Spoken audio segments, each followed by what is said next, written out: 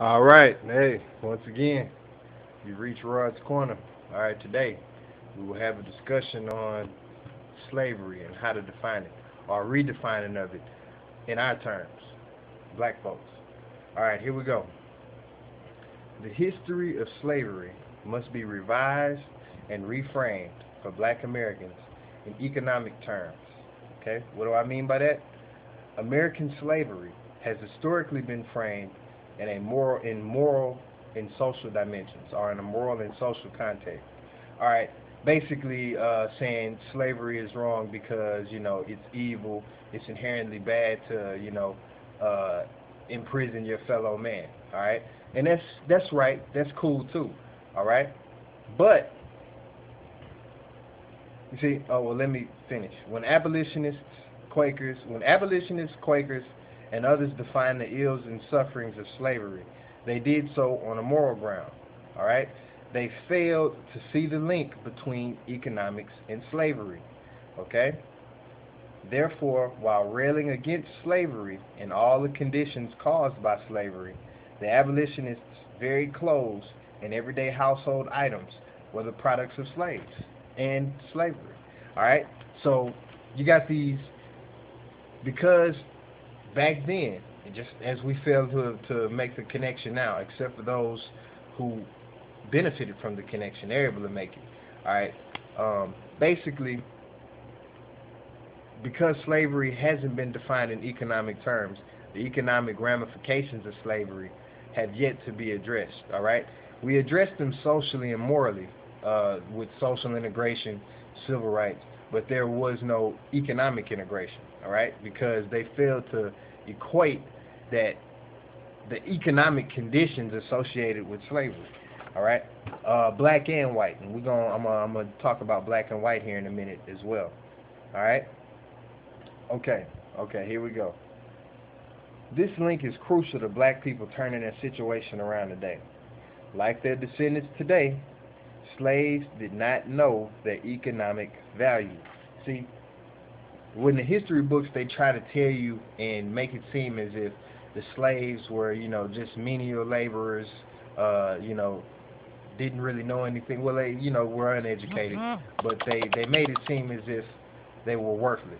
When in actuality, the economic engine behind the Industrial Revolution was slavery. The driving force was cheap labor, black labor, and the driving force of Western civilization today still is cheap labor. Make no mistake about it. That's what the immigration debate is about, and which is why I don't think we'll ever see the immigration problem solved because it's cheap labor. Okay. Where we at? Yeah, the system of slavery was designed on a hierarchy of races, with white at the top, of course, and black at the bottom, because we're the total opposite. We're original man. All right. And everyone else in between. Contrary to popular definition, race is more than a biological grouping. The concept of race has political, social, and most importantly, economic, tangible economic consequences tied to it. Okay? Race has a monetary value or monetary wealth associated with it. All right? In the form of, what do I mean by that?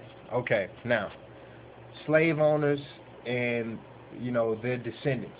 Basically, that wealth, all right, to be white back then meant that you had access to politics, especially if you were a landowner. All right, it meant that you had access to the prevailing institutions of the day. The government.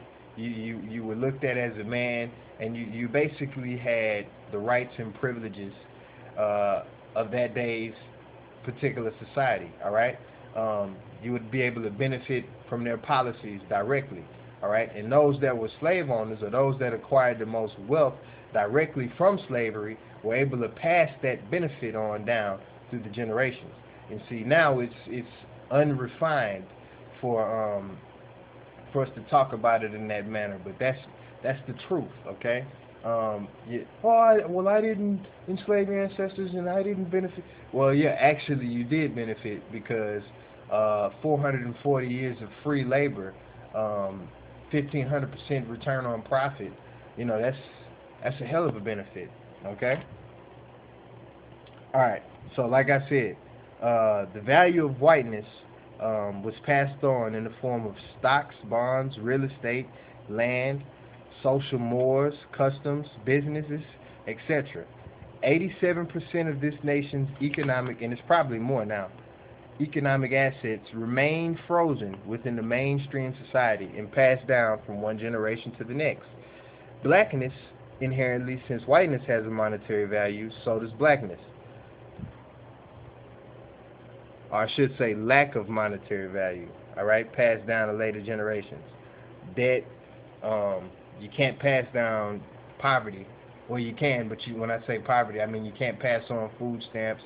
You can't pass down free housing. You can't pass down a good job, regardless of what you say. There's no way to pass that on. All right, that's not a wealth generator. Okay. Here we go.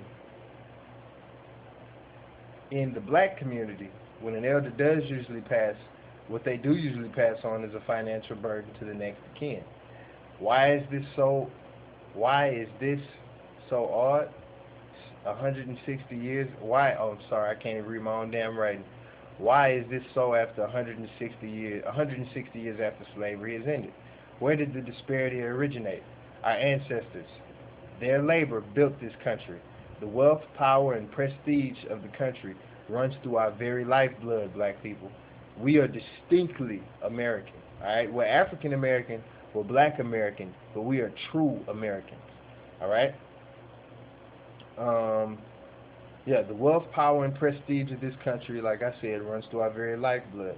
All right? Because they were kept purposely ignorant of it, the skill sets we possess, much like today, were the driving forces of wealth. Okay? Never forget that. Don't let them fool you. Agriculture, metallurgy, masonry, carpentry. Slaves built the White House. Remember that. Mining, medicine, American culture. And our ancestors just did not know their value, all right, because they were set up and doomed to fail from the start. All right? And they were not allowed to compete on an equal playing field. They were afraid to compete with blacks in this regard because they knew we were the primary drivers of wealth. Now that we can't be physically barred from competing just for being black, why do we not control the wealth generated by black labor? There's no excuse for this, people. All right? It's time. All right?